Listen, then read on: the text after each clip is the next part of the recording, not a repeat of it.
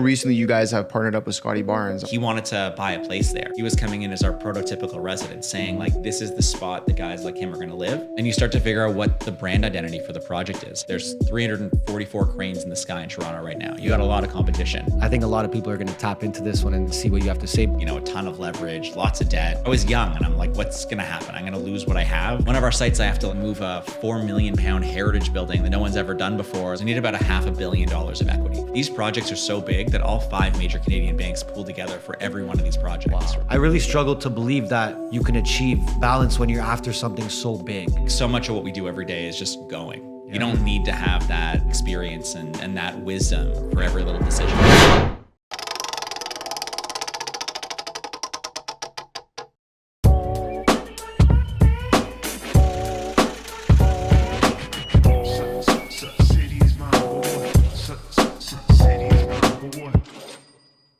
Welcome back to the MBH podcast, Money Buys Happiness. Guys, first and foremost, love you guys for tapping in, okay? Hit the subscribe button if you're not subscribed, like the video, leave a comment, show us some love.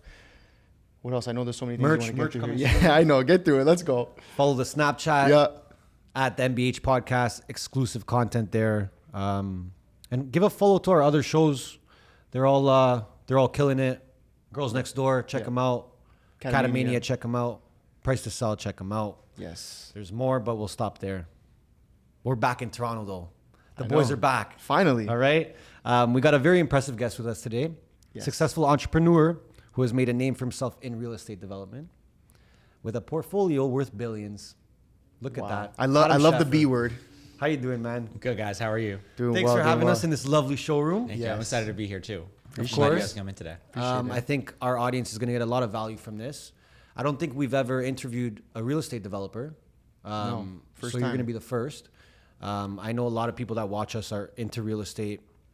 And, you know, a lot of our audience are go-getters, money guys. So I think a lot of people are going to tap into this one and see what you have to say. But for anyone maybe that doesn't know who you are or what you do, give us a little introduction. For sure. So I'm the co-founder and CEO of Originate Developments. We're a Toronto-focused infill firm, and what that means is we build in the heart of the city, in places where there's already buildings, where there's subways, primarily high-rise. Okay. We've got some 60-plus story buildings in the pipeline now, and that's our focus. Good locations, you know, in Toronto specifically. You guys go to the hectic locations, Oh, yeah.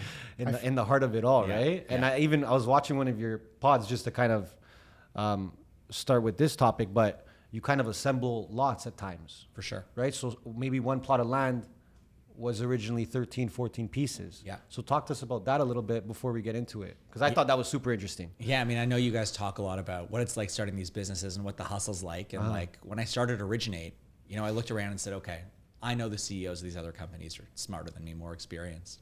What can I do? And you had to chase the deal. So we did a lot of assemblies. There's a project we have at Jarvis and Bloor that's 13 pieces.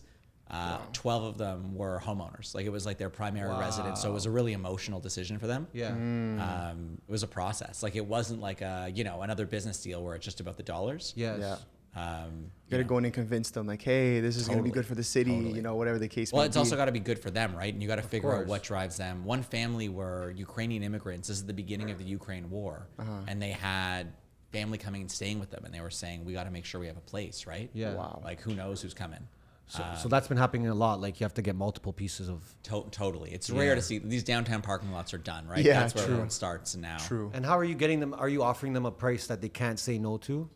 Yeah, I mean, it's not just the price, right? Yeah. Like sometimes people get scared when you offer them too much money. So the money's got to be a thing. They've got to be making money doing it. Okay. But I think you got to hold their hand through the process. The way we did that one was they got a good price. We also gave them, you know, a quick closing and the ability to stay for a while. And we said, listen, we're giving you a realtor who's going to work with you and help you find a place, but we're buying you a lot of time. So you're going to be able to stretch that dollar. Cool. And it's not just the money you're making. It's that you got a place to stay for a while. It's free, and we're going to help you find that next place. And that's how you're going to grow. So also making it convenient for them. Totally. Yeah. So I want to talk about Originate. How did it come to be? How did you get into it? Did you think you would be in this space? No way. You know, like walk us through it. I'm curious. And how old is it, by the way? So I started Originate 6 years ago cool. with my partner Daryl. And it was totally lucky. So in university, I was putting myself through school, and I started working for this guy, sold flowers at university graduations. Okay. It's such a weird niche. Like he's an engineer. Like it was a summer like side hustle. He graduated school and is like, I'm making enough money selling flowers that I'm not going to be an engineer. All right.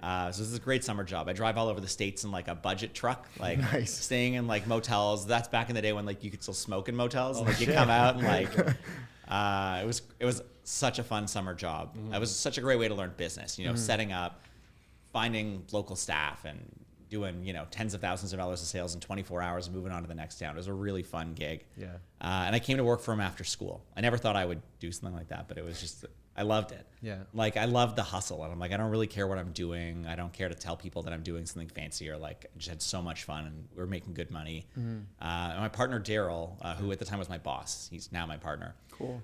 He was taking the money he made and investing in student housing. Okay. Buying a $300,000 student house, adding a few bedrooms, going to the bank and getting it valued a little higher and using that money to buy the next one. And he built this really great portfolio all on his own of student houses.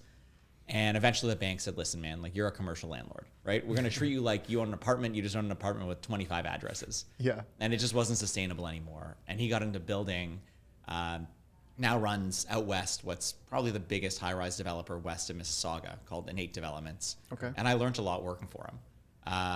And I just wasn't smart enough to know, you know, what was too risky for me, like what I shouldn't be doing. So I started following in his footsteps and buying things with, you know, a ton of leverage, lots of debt. You know, I was young and I'm like, what's going to happen? I'm going to lose what I have? Like, cool. Yeah. All right. I'm in my 20s. I don't have a family. Like, what's going to go wrong here? Yeah. I got a salary and that pays my rent and like I'm good. So I really ran with it and I pushed it pretty hard. Okay. And then I found a few development opportunities that were small. You know, I'd started like renovating triplexes or building a house, stuff that was manageable.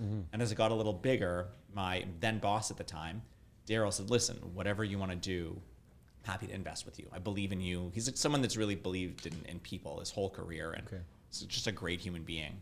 And he gave me that opportunity. And he had some incredible partners that were investing in his deals. And that kind of came over here. And I was juggling both for a while. And there was this breaking point. It's not that I was trying to go into development. I was in Texas and California selling flowers and T-shirts and doing our graduation thing. And it's like being a camp counselor. It wasn't just the grind. I had like 50 kids with me in a hotel room and like there's no break. Oh, wow. Like my now wife, then girlfriend, I didn't have time to call her because I'm like, I'm taking the kids out for dinner. Like I'm taking them out tonight, making sure that like they don't do anything crazy. Yeah. And I'm like, guys, I can't touch these projects for like 2 months. Like I don't have a second. I need 2 months off and I'm back in July and I'm on it. Okay. And it was kind of that breaking point where I'm like, how can I be doing these big, you know, multi-million-dollar deals and say like, just wait 2 months. Yes. Yeah. And that's kind of when I had to start transitioning. And over the course of a year, I sold my shares in that business. I'd become an equity partner and moved over full-time to doing this. And, and it was scary. I'm like, I remember talking to friends of mine and I'm like, am I going to be able to find enough deals? Is this going to be a real business or am I just, you know, trying to turn it into something? And they came. Like we hunted things down and found, you know, one great site every year and really grew it. So you were doing your own properties for a little bit, Yeah. until you eventually your now partner came to you. Correct? Yeah. So I mean, I had found a bit of a bigger site. I found downtown in the Annex, like this house, and I'm like, listen, I think I can buy the neighbor. I think I can do 6 townhomes, and it's a little bigger than what I've done before. And he's like, I'm in.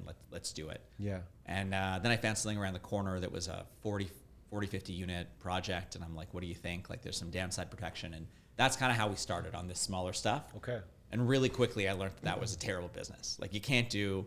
I think it's like a lot of businesses. You can do things that are really small, where it's just you and you have control, and you can make real money, and you can do things that are really big. But being stuck in that in between, you have to deal with all the red tape the big guys deal with, but you don't have that scale. Something goes wrong, and you know, this is a $10 million project instead of a $500 million project. You can't absorb that. Yes. And that's how we grew our scale really quickly. From those first few projects were, you know, $10 million projects, and now the smallest project we bought in 3 years is like $650 million. Like Wow. they're getting much bigger. It's a big jump. And- I'm curious though, in terms of like making that jump from the smaller projects and now moving into 10 million, 60, 50, 650 and all that.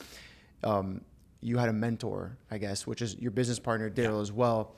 Walk us through that. I'm curious because I know, like, you know, on Instagram, everyone wants to be either a realtor, they want to get into development, they want to do this whole thing. But I understand a little bit that it's got to be tough to some extent. Like you're speaking about red tape, you're talking about permits, and you with the city council, and you got to get things changed to make things work. For somebody that is interested in doing this, how important is it to have a partner or a mentor that's sort of done it already And how would you suggest someone finds that person or gets involved? Yeah. I mean, listen, on the technical side, you can always learn stuff like that. I think the reason you need a partner is because this is a crazy business and you're talking huge numbers and you need that sounding board. You need a smart person there that you're making your decisions with every day saying like, you know, does this make sense? The rest of it, you can hire someone, you know, or you read a book. Like there's a lot of learning I did along the way. And the most important stuff is the big picture stuff that would, you know, translate to any business. The real estate specific stuff, I could have always hired someone if I hadn't learned that skill set. True. But I think it's just super important to have that. And there's so many different things you got to bring to the table to do things this big, right? You need to be able to look people in the eye and say, I can do this and here's why. And I think for one person to do that solo is hard. I think you need a couple people with different angles to get there. How to get started? Fuck, that's a hard question. I was super lucky that I had this guy who I'd started working for when I was 18, eventually became a minority partner in another business who got to watch me grow up and, you know, really know me. And that's why I was able to jump the line so quickly. True. But I think it's the same thing for any young hustler out there. Like find someone established, come and bring them value, which is what I did, right? I'm like, I found sites. I've got the time. Let's do this together. If anyone calls me up tomorrow and says, I've got a great site and I want to put in the grind and I'm okay to be a small, you know, fish in this one, like I think that's how I get excited about bringing someone in and mentoring them, and I think that's how you grow. So is that the kind of value you were bringing to your partner? Because that was my next question, is what value do you think he saw in you? Because he was already successful doing it. So what do you think he saw in you at that time? I mean, I think he saw the hours. He knew that we thought the same way. Like he'd watched me grind it out with him for a decade, and he knew, you know, that I was going to put in the energy, and it was the hours. Yeah. Right? Like so much of what we do every day is just going. Yeah. You don't need to have that, you know, that experience and that wisdom for every little decision. True. So he knew he'd be there for the big stuff and that I would make the right decisions on the small stuff. And I think a lot of people can get involved and start their projects by giving up their sweat equity, because, you know, you don't start with money, you don't start with that many skills. So we see that a lot too, where that's the hard part, where people say, okay, well, now I'm out. If I got to do all this work and all these hours, now I'm out. But that's your way in, right? Totally. What kind of fulfillment were you getting from these projects that wanted you to keep, like that made you want to keep going? Was it the money? Was it seeing the final product? Sure. Yeah. Listen, it definitely wasn't the money. Okay. For the first 2 years, I didn't take a penny out of the company. That was our deal, that I drew a salary, but only when we made money. So we had to be making some money for me to draw the salary. So you signed up with no salary. And I walked away from another business. I still, as a salary, am drawing less today than I did 6-7 years ago at our other business. Wow. Right? You're looking for those big payouts. Yeah. But on top of that, I know this is going to sound like a crazy number. To run this business at scale, let's say solo, without a partner, without financial partners, I need about $500 million of equity.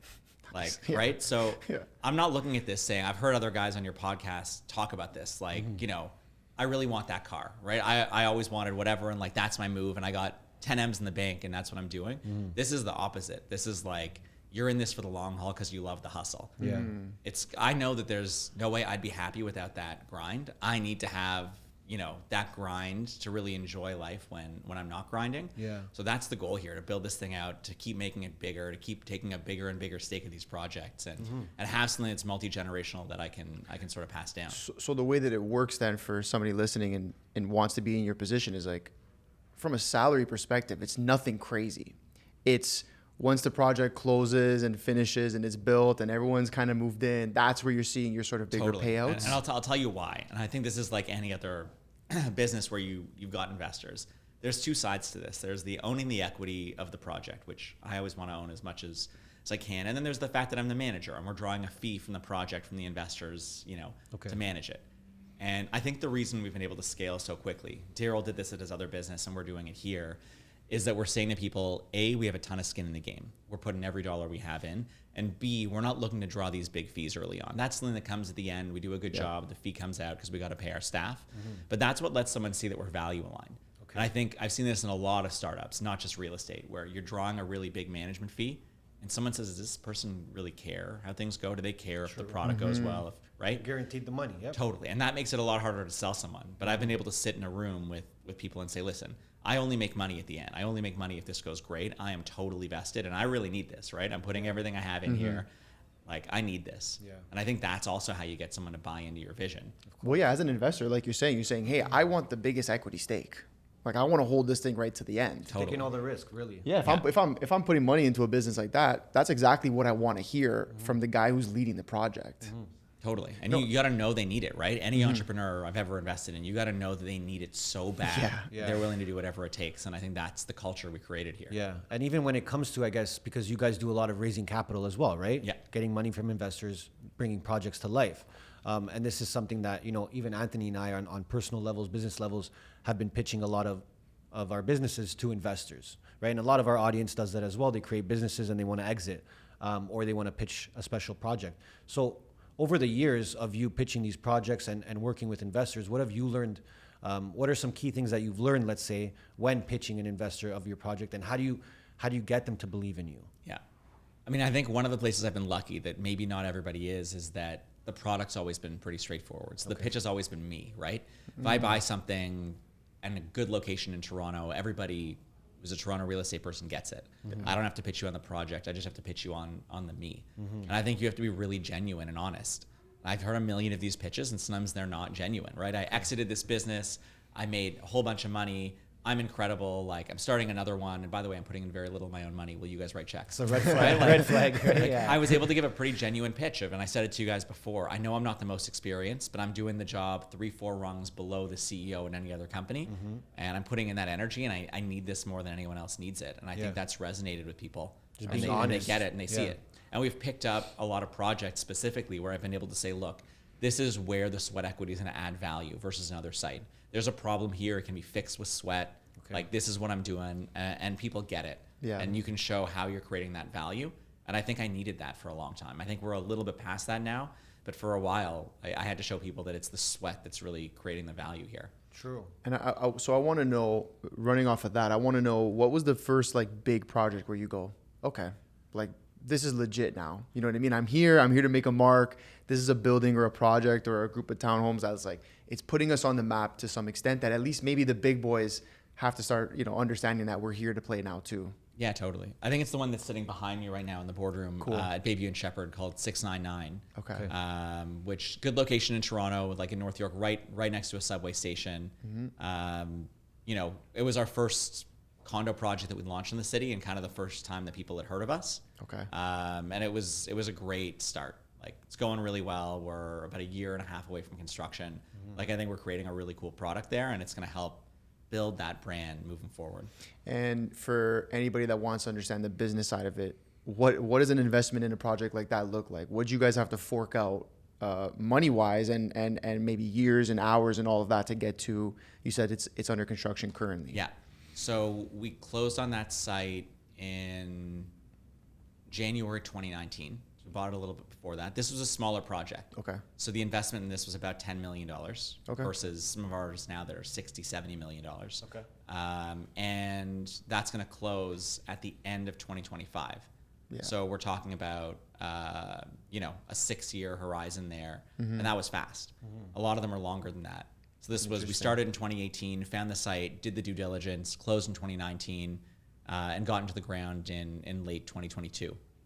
And then so you're carrying that whole time and you're going through sales. Yeah. So maybe walk us through that a little bit so people understand sort of the process of like from when you close on a site all the way to the finish point. Totally. So, I mean, you really start with a vision, right? And I think people think this is way more technical than it is. It's horse trading and not taking no for an answer. You sit down with the city and no one's ever going to like what you want to do, right? You're always pushing the envelope. You always want to do a little bit more, especially being a young guy, right? You're straying from convention a little bit, doing things differently, and you fight through that for years. Some of our projects have been quick. It's been 1 year, but it's often 2 or 3 years of just sort of fighting through every little detail. What's tough in Toronto that might not be the case in other cities is it's really disjointed.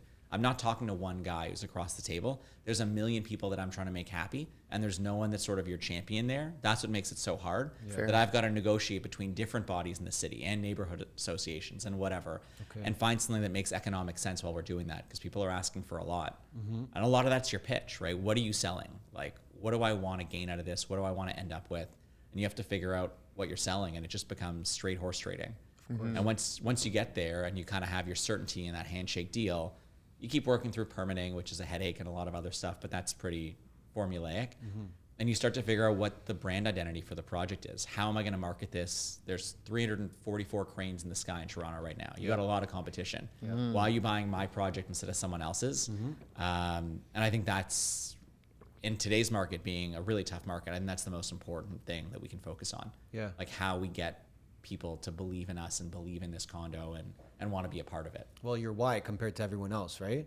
Which, what is your why? When they asked the difference between you and other developers, Totally. What's your I mean, answer? I think I can tell you the Originate answer, but it's also about the building because people Okay. don't really care about us, right? True. They care about the building. And I think it's just about being totally honest. Condos in Toronto have been selling this like sexy champagne lifestyle, which is bullshit. Like, right? We're not in Miami. I was just in Miami and I'm like, people are going, I want to fucking live here. And like they're picking condos over anything else. They want to live in Brickell. They want to live wherever. Yep. That's not exactly the case here.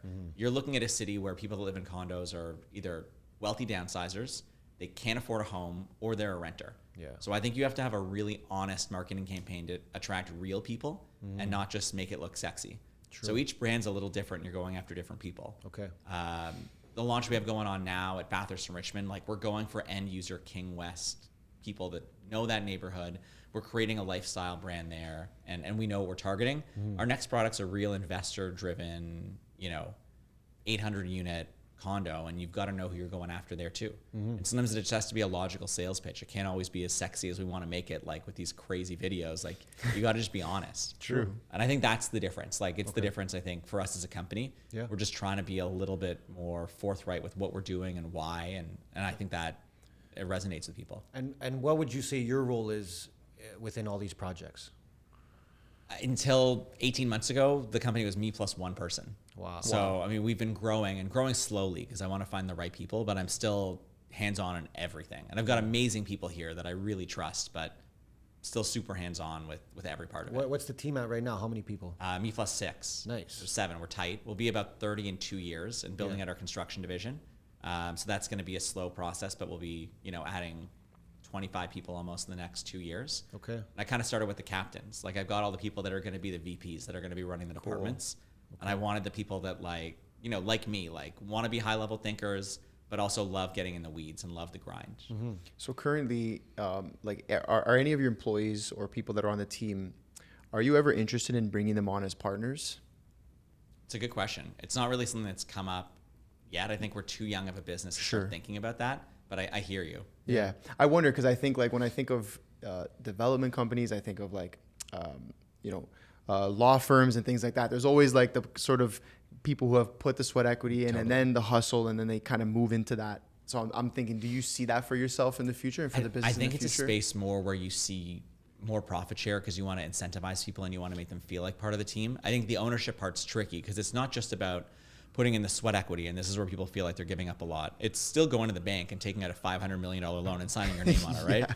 And I think that's what gets tricky in this business. Like, whose name is really on the line? Fair. Like, are you a partner if you're not taking that risk? And Yeah. do I want my employees taking that risk that if a project goes bad, they're going It's on down them with it? too. Fair. And I think that's kind of why you don't see it as often. In a law firm, you don't have that risk, right? Business could lose a little money this year, probably won't. Like, you're going to be okay. Yeah. Here, a project can lose $100 million. And like, do I really want my employees to feel that? 100%.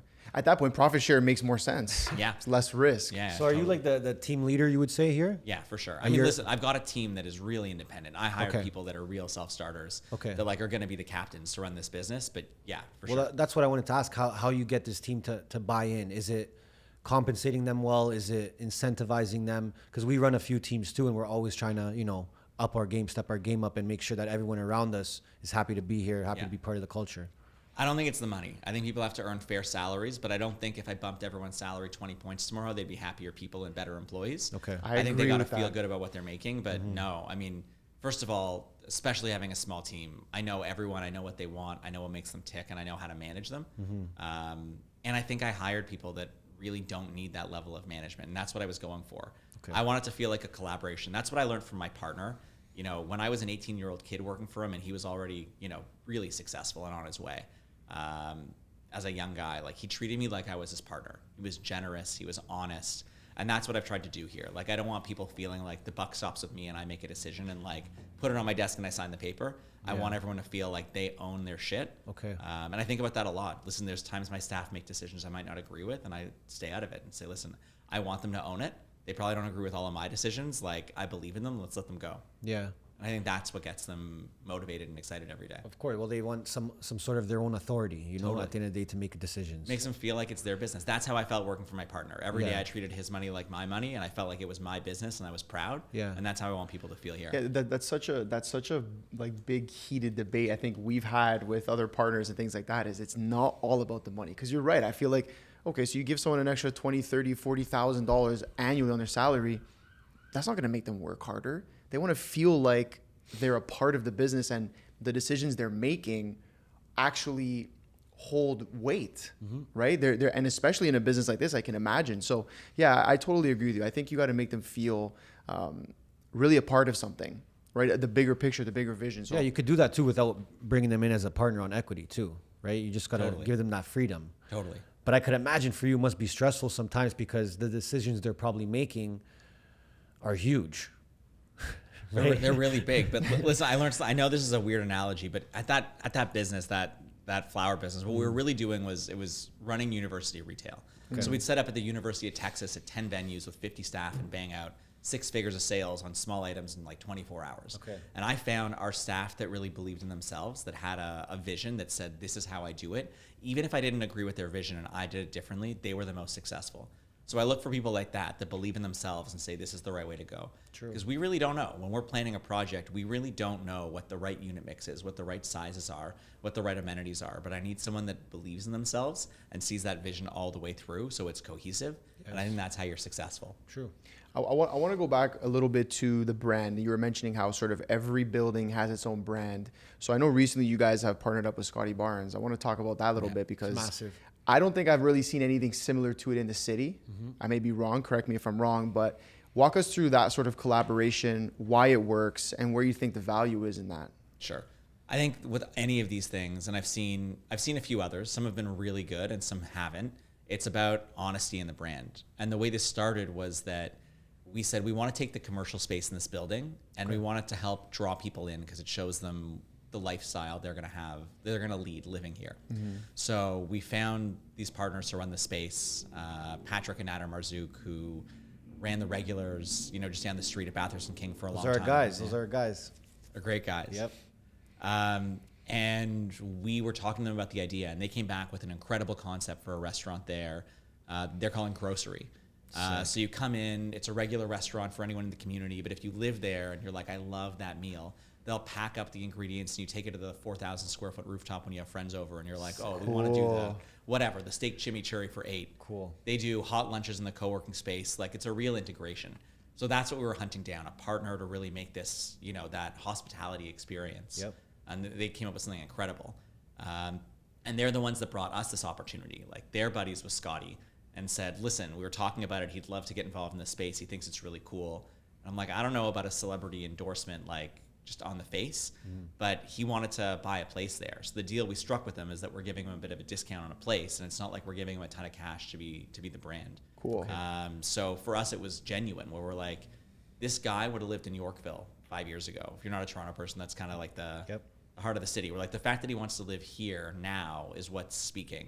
Where the other endorsements that I've seen are this guy did the kitchen or this guy did the lobby. Yeah, or he like painted the mural. Did the design, which is cool. Yeah. Like, it's cool, but that's art. And this wasn't about art. Scottie wasn't coming in as this artist. He was coming in as our prototypical resident, saying, like, this is the spot that guys like him are going to live. Yep. And as he walked through the building with us and helped us design certain things, it wasn't just his design eye that was coming out. It was him saying, this is how I'd use the space.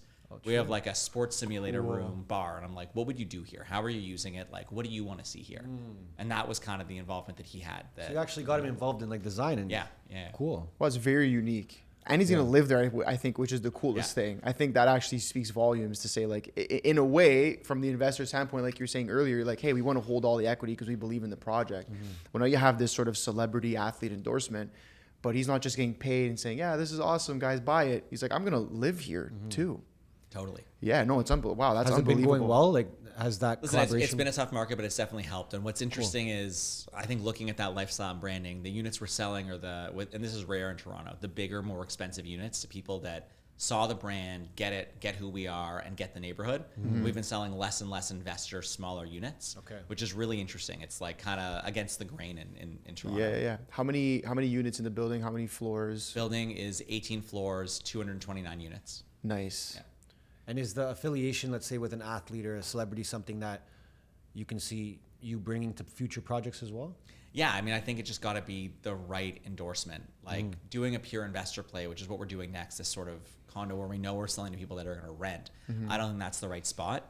But we're working on the branding right now for something at Yonge and St. Clair that would target people that really want to live in condos, whether they're downsizers or they just want to be in the middle of the city in that sort of more mature neighborhood. And I think we'll look for the right collaboration there, and it's got to be real, something that's bringing real value to them. Yeah. And even just kind of to touch on the marketing of the projects, we have a marketing agency as well, so we're always looking to see how businesses are marketing themselves. How have you been able to market in a saturated industry like this or society like this?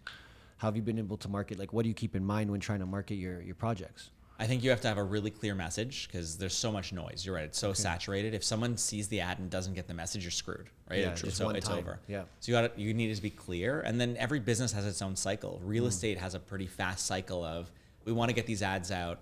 We do a launch, and it's a weird industry. We advertise more like Coca-Cola. We don't have a call to action. Okay. The way this industry works is that there's brokers, because Toronto is such a multicultural city. There's these brokers that are targeting specific ethnic markets and languages that we can't.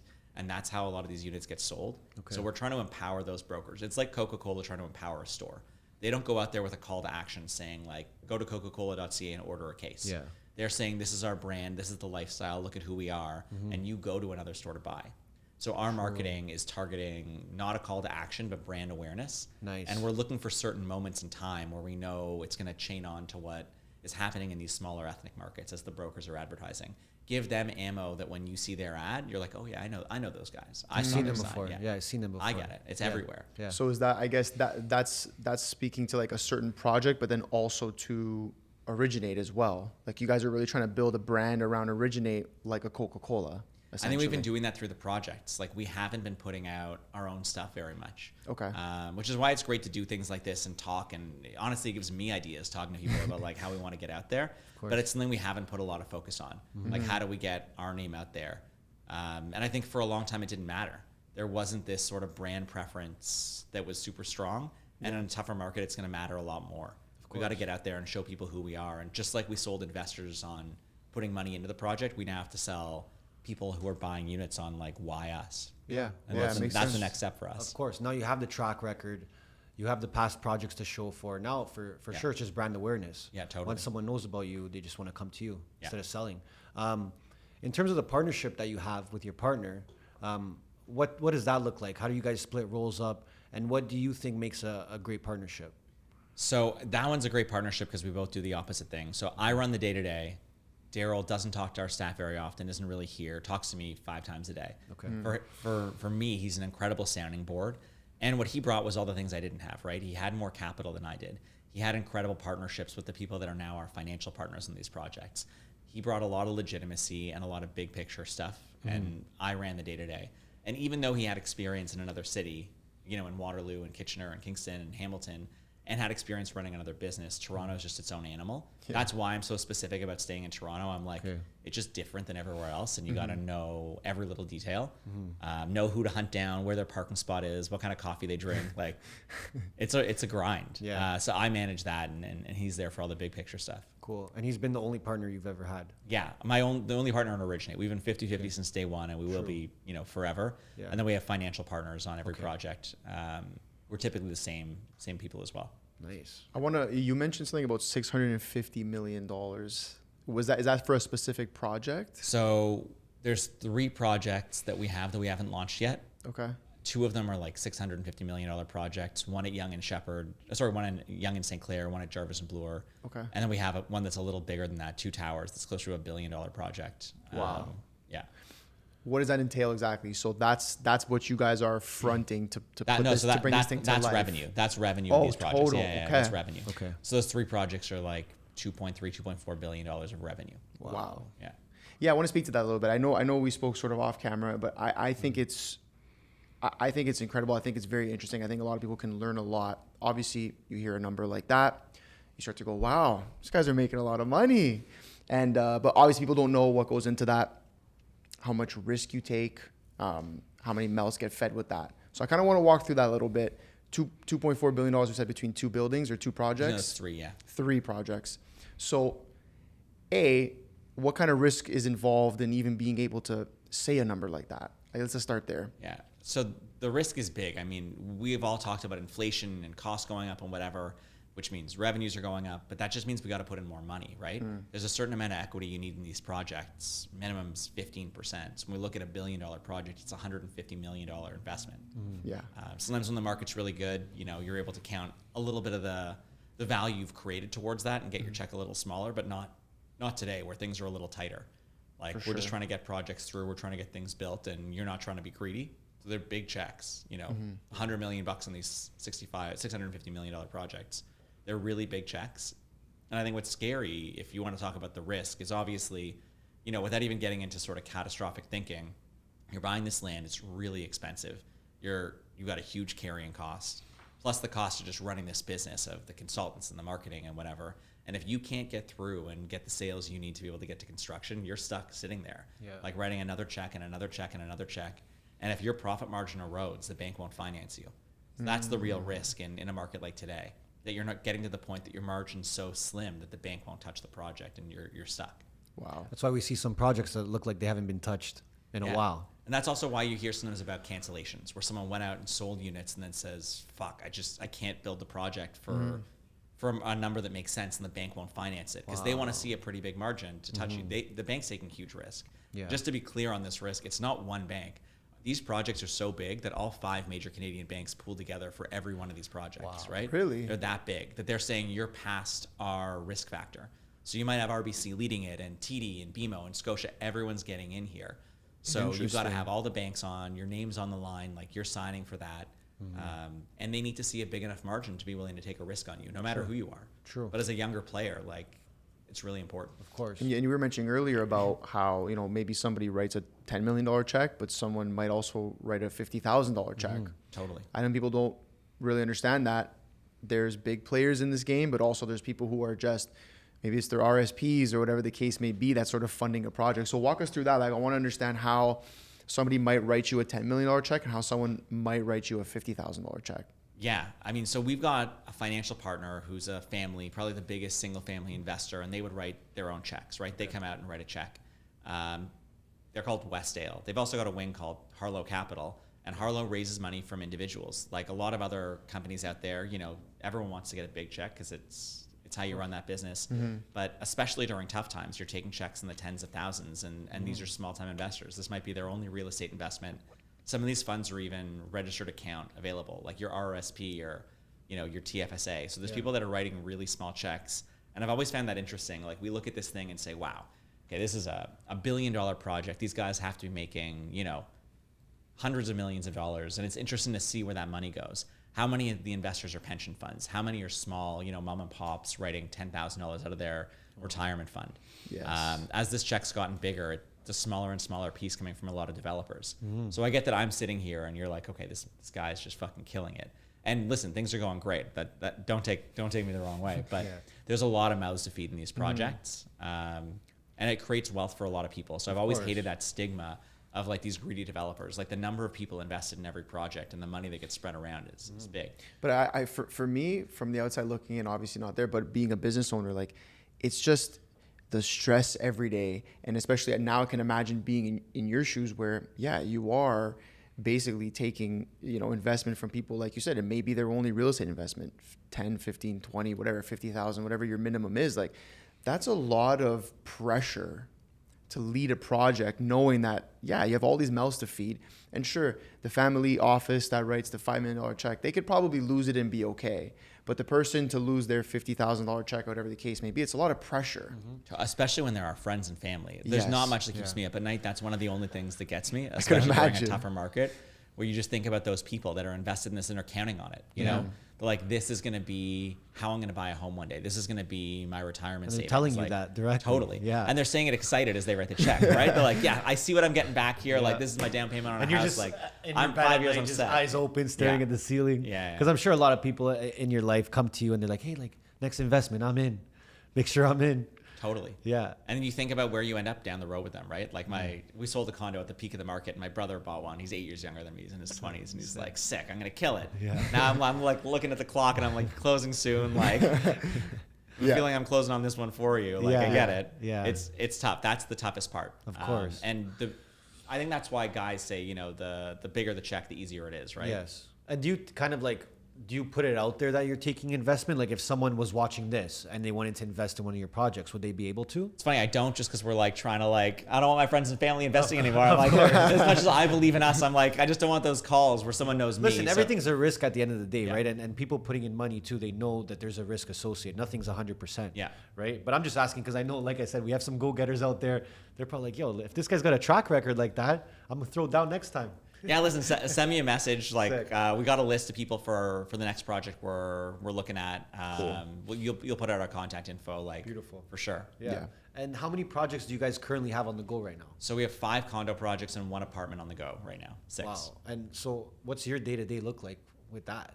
Man, it's the best. Like I You said, love I it love though, it. right? I love it. But how I much love you it. work? You putting in like 12-hour days? Yeah, listen, one thing we didn't talk about much, like the other thing that I find hard, the other thing that keeps me up at night is like the time I'm splitting between my family. Well, that's what I wanted to bring up. Like, yeah. it's such a bad culture. Like I run out of here at 5 o'clock every day, and I turn to my staff and I'm like, don't take this as like we're done at 5. I get home at 5:30, put my kids to bed. They're out by 7, and I'm back to work every night. So for sure, putting in 12-hour days, but I'm splitting it. Yeah. That's where I feel FOMO. Like I don't feel FOMO when I miss like a boys golfing trip. I'm like, it's fine. There'll be another one. Yeah. It's the family. Like it's really hard to feel like, listen, I didn't grow up with like a dad in the house. I was raised by a single mom. Okay. And I'm like, I want to be the exact opposite. And that balance is so tough. Like leaving the team working here. Yeah. Like, Well, how old are your kids? my kids are 1 and 3. They're Brand little. new they're- dad, yeah, right? I know, So I know. you started this company before you had them. Yeah. So how has that changed the way that you're working now? Huge. I also Yeah. started this company before I had an office, right? This was run out of my house. So the two, like my life was the same. We opened this office like a year and a half ago. Okay. For a long time, I was just working from home, driving around, going to meetings, and like my life felt, pretty seamless. Yeah. And it's going to the office that I felt that pull. Like the reason I was in Miami last week is because the kids were there. My wife had, the week off, and I'm like, it's hard to work from there, but like I can't not be with the family. It is such a pull. Like I wouldn't trade it for anything, but it's tough. But I was it's on a- obviously a work in progress, learning how to balance those things. What have you learned, and was the balance always as good as it is now? I've always loved both parts, but it's always been hard. It's never been harder than it is now, frankly, as my Yeah. kids get a little older and want more attention or doing more stuff. Like I want to be there. And I'm just not at that stage of maturity as a business, right? My wife says, well, can't you just hire someone to like do some of that shit? And I'm like, listen, I have great people, but like, this is the value I'm bringing still, that I'm grinding it out and I'm there. Like I'm just not there yet. And it's where I want to be. Like I want to be in both places. I want to be grinding out with the kids and doing it here too. Yeah. I think we talk about balance a lot, and I was just on a show the other day too. They asked me, what do you think balance means, right? And I really struggle to believe that you can achieve balance when you're after something so big, And I think a lot of the people that we look up to nowadays as successful people like yourself, there was 5-10 years where there was no balance, right? 100%. Do you agree with that? 100%. It's funny. The stresses that I feel, I was saying the investor thing, the other thing that really gets me, which is funny, and like people don't get it unless they're in it, is like anytime I do anything that like I'm breaking away, like I'm hanging out with my buddies, the guilt that I feel, like I should be working. Like, yes. I think every great fuck. entrepreneur Yes. feels that though. I think they all feel that. I have to separate the family stuff and like remind myself how critical that is. But anything else I do that's outside of that, that 5:30 to 7, like that's where I feel that like it's like tough. It gets you. I feel like once true. you're like that, you're kind of always gonna be like that. Yeah. Like you'll always have that inside of you, Yeah. right? But you also have to remember, and this is because I've had that similar feeling so many times where it's like, yeah, you want to go hang out with the guys, chill with the guys, whatever, have a beer, whatever it is, and it's a couple hours, probably, once a month at this point for me. And even when I'm doing it, I'm like, I'm feeling guilty. I'm not even in the moment. Well, you see a message pop up on your phone, you're like, shit, I gotta do this now. But I think, and this is what I've been trying to tell myself, and I think a lot of people can take a lot from this, is having those moments with the guys, the trip, the night out, whatever the case may be.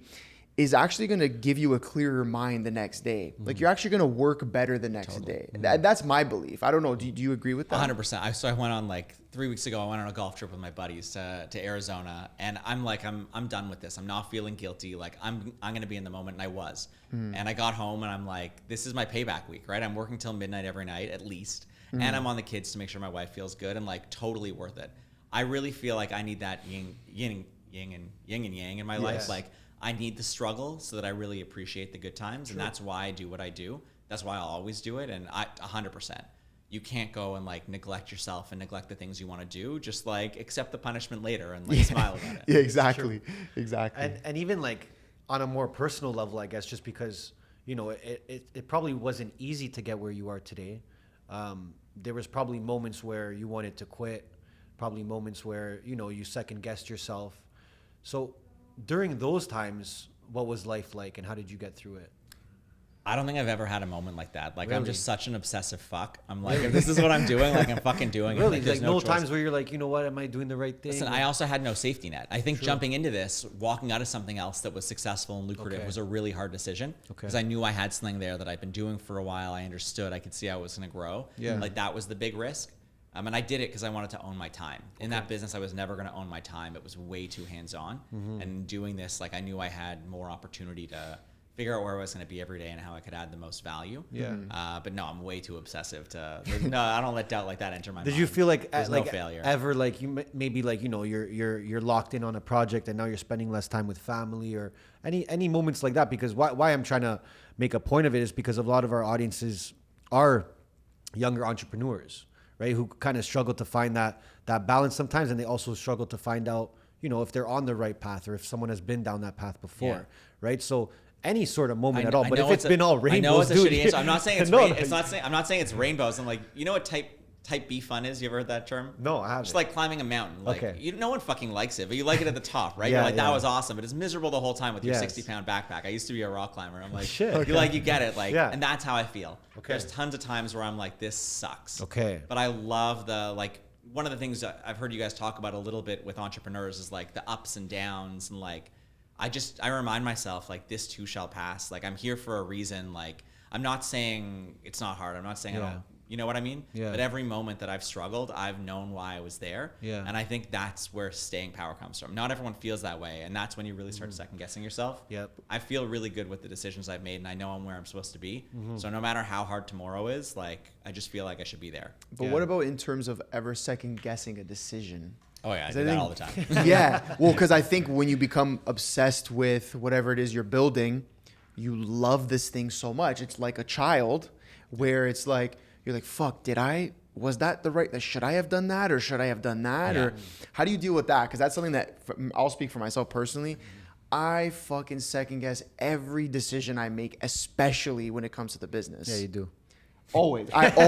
We make a big decision and I go back, I'm like, fuck, should we have done that? And he's like, I'm already halfway into the whole thing. He's like, no, dude, we made the decision and we move forward with it no matter what. So I'm curious how you deal with that. I mean, so I think I'm more like you, and I agree. I usually make a decision to run forward, but especially being in a really tough climate in the last year, you go back and rethink everything, right? Of course. Because it's not like you're getting market survey data of what you should be doing. You're just like, this is the vision, and I'm hammering everyone with the vision, and I'm like, this is what we're doing. So I've been going back the last few months telling everyone to like, you got to tell me when I'm wrong. You got to tell me when I'm wrong. Like, stop agreeing with me. I want to hear more opinions so that I know we made it by thinking through everything. And if we make a mistake, we make a mistake. There's a girl who's worked for me for about 2 years, Rebecca, and I use her as the example all the time. I'm like, I believe in a bias towards action. Rebecca just goes. She's a pitbull. She's after it every day, and she makes mistakes. And she comes to me and says, listen, I made this mistake. It was a $5,000 mistake, a $10,000 mistake. Like, I feel really shitty. I'm like, what you did the last year, like created millions of dollars of value, millions. Like, you got to just go.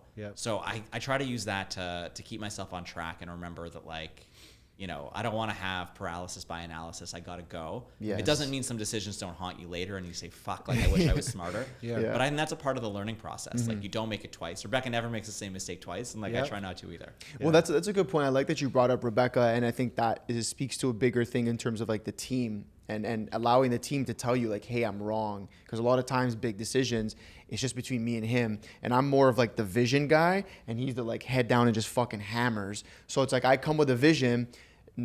I would say 90% of the time he's like genius and just goes, right? Where it's like sometimes it's good to have that person who's like, I don't know about that. You know what I mean? And that's why I think it's important to build the team out, but also build a culture where, like you said, someone who's on the team, quote unquote, is under you in terms of the hierarchy, but they can come to you and say, no, that's a fucking bad idea, or this is why I don't think that's gonna work. Yeah, you need that.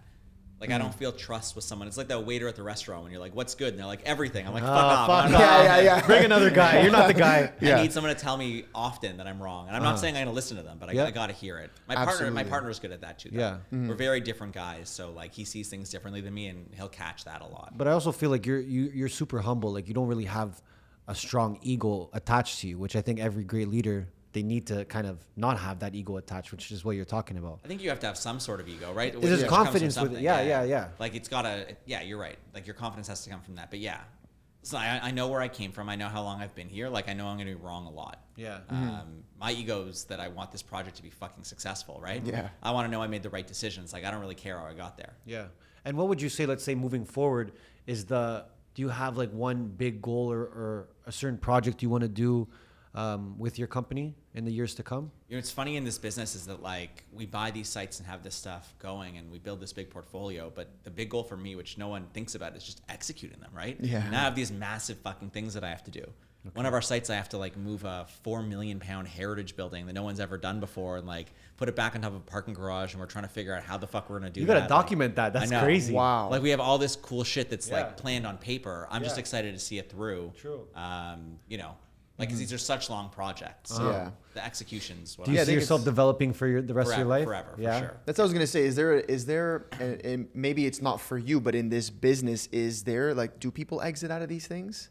Yeah, I mean, I think people exit when there's these businesses, as big as they seem and as much revenue as they make and as much money as they make, like, it's still run by a pretty tight group.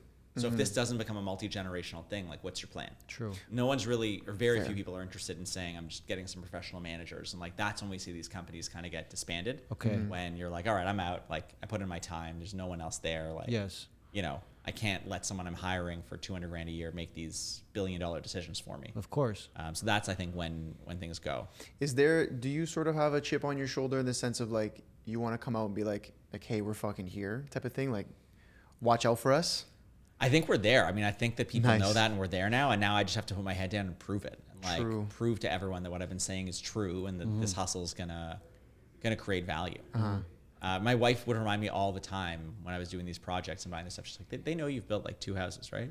And like, this is a $600 million project. Like, now I'm just a little like, bit of a step So I'm up. still catching up. Like, as much as we've done a bunch of stuff, I'm still catching up and, like, proving to myself and to everyone that, like, course. we're legit and we can do it. And some of my partners are some of the biggest players in the city or in North America. Like, so to show them now, you've been investing in me, and we're as big as you guys now, right? We have as many projects, they're as big as you, and we're executing well. And, like, I'm not like the little cousin anymore. Like, Yes. I think that's the goal. Are you going to stay in Toronto? Yeah. Listen, who knows what other thing we do as we think bigger, but I love Toronto. I really believe in Toronto, and yeah. What do you think about like just more in terms of the market itself? Where do you see the developments in Toronto going the next, let's say, three to 5 years? I think in the next year we're going to see a lot of companies wash out. A lot of people jump into development. There's going to be a lot of companies that wash out. Go bankrupt. Okay. Like, you know, a lot of projects sort of disappear. But I really believe in the city long term. Like, this is all the boring stuff, but we have less houses than any other major city in the G7. It's a great place to be. Like, the world's fucked, right? Like, you see what's going on? The world's fucked. Toronto's a good place to be. Yes.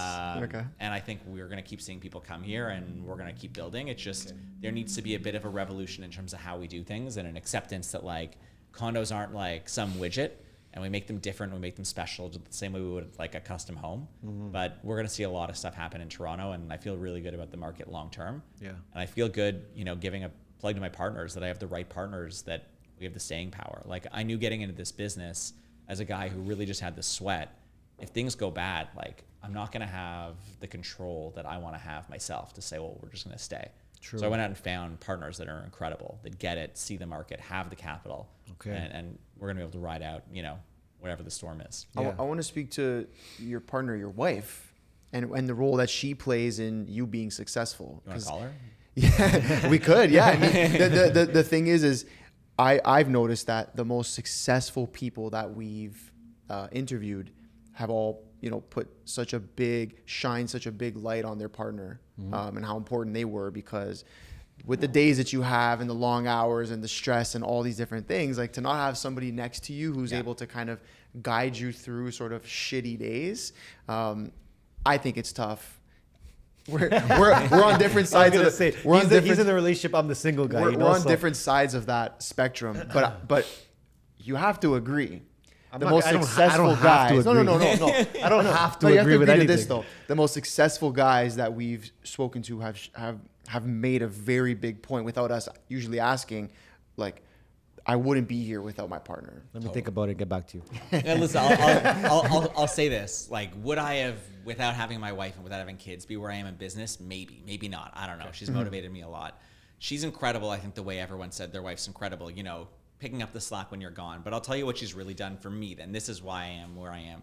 She's kept me humble and kept me real. There's no bullshit at home of like, oh, you have this big job, so like you're off. She's like, you're fucking on with the kids. Yeah, like, let's go. I've been on all day. Like, she's kept me real with the kids and the family, and like made me a humble, real person. Where I think without her, I could have gotten this big fucking head and like thought I was the man. And she's really kept me real. My girl, it's the same for me. My girl, she's like, yeah, relax, buddy. Calm down a second. You're still this guy. Like, don't and See, my mom just tells me that. no, which is good. And listen. Obviously, you want a partner who lifts you up and says, "Oh, you are that guy." But there's some days that you need to be humbled. It just is what it is. And I don't think you can get to certain levels without being humbled. Bro, I'll humble you any day you want. I know. And listen, listen, give me a call. No, but hold on. There's a difference. I will say there's a difference from your boys, Yeah. your buddies humbling you in comparison to like the person that you. Well, you have a different relationship with her, right? Like your boys are just giving you shit, right? Because they don't want to tell you how good you are. Your wife like believes that, right? She puts me up on that pedestal, but she also makes it real, and she's like, "Don't think you're getting out of this shit. Like you're a real human, and like this is why you're here, right? You're here for the family. You're here for your kids. Like you're here to be a good person. Yeah, absolutely. Like it's great. Go make money, but like that's not what you're here for, and like that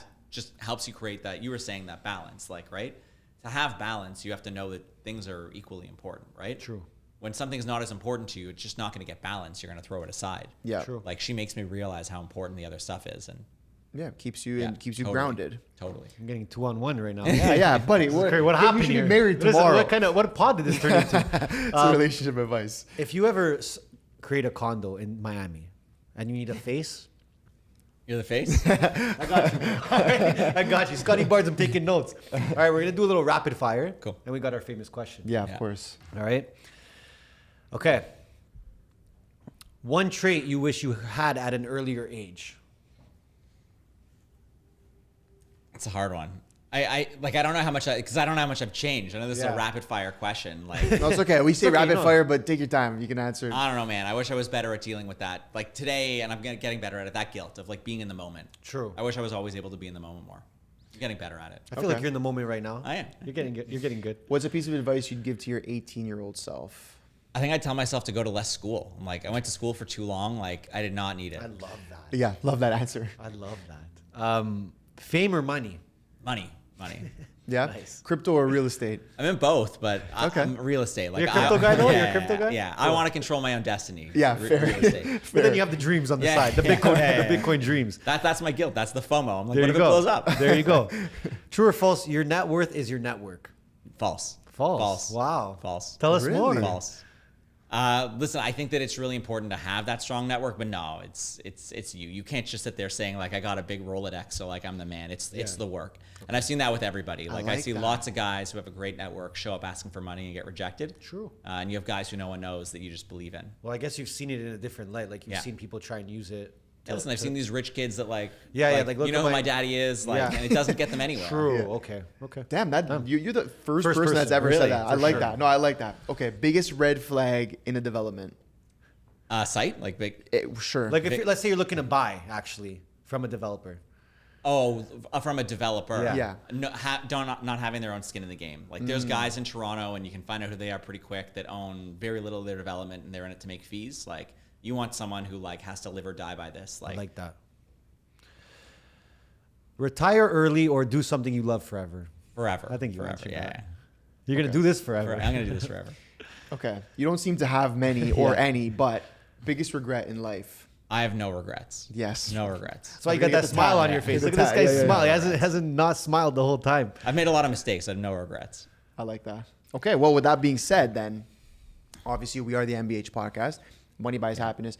So, Adam, I want to know if you believe money buys happiness. Money buys freedom. Freedom buys happiness. But I think where this question gets fucked up is I think fame makes people really unhappy sometimes. So if you just straight up have money, I think you're happy. Oh yeah, I agree. Does the job. I honestly agree with that 100%. It's definitely the freedom aspect, but the fame can kind of, it draws a weird line there. So as long as you got a couple billions in the bank account or just in equity, we're good to go. Guys, if you're looking to learn more about development, follow our guy right here. We're going to have all his links below. Yes. If you're looking to throw down some cash on the development we're doing in Miami with my face, call me. We're taking all checks right now. No, but for real, hit him up and talk about any sort of, I guess, investment opportunities. Yeah. If you guys are interested. And we appreciate you, man. Thank you Yeah, for man, having thanks us so much for today. having us. Thank you guys. This was awesome. Congrats and on keep all the killing it. Yeah, success. keep Yeah, killing thanks. it, bro. Looking forward to seeing more projects. With your face on them. There you go. Jay?